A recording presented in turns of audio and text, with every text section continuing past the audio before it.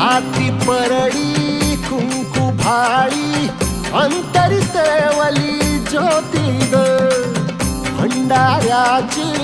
मुठ उधळली पाप जळली कोटी ग